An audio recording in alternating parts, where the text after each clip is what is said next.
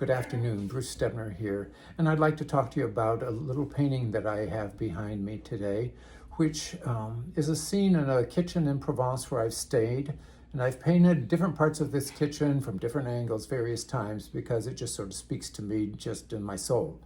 But why this painting in particular? I mean, there are no people. We see a chair in the foreground and a chair in the background flanking a table, a kitchen table. And what's it about? Well, for me, there's something about chairs that's always spoken to me ever since I was a young person. I was fascinated by all different styles of chairs and started collecting them. And to be honest, today our house has way too many, but I use them anyway, and that's that. But this little simple chair, what's it about? Chairs in general, I think, are for just a symbol of repose, if you think about it. It's not quite lying in bed and sleeping, but it's rest. And in this crazy world we live in today, I think more than ever, or as much as ever, we all need to rest, at least to think about rest.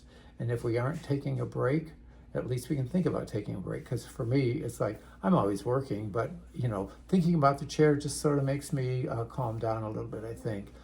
So we have a chair, we have two chairs, we have a table, it's a kitchen, there's no food, there's no one in the room, but why? What is there? There's mood. And the mood comes from the light coming through the windows, that morning light coming through, and it creates just a sense of light in the room.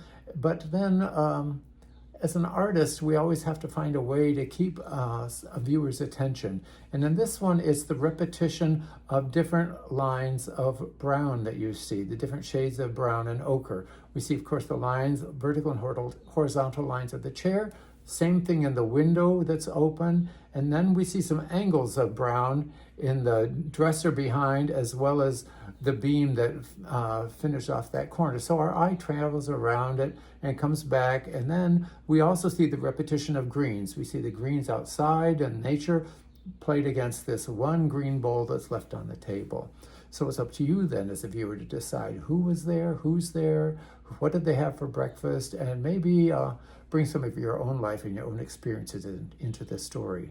That's always my goal, to capture your imagination and have you enter the room with me. Have a great day, and I hope you find a little bit of repose in your day, whatever that might be. All the best.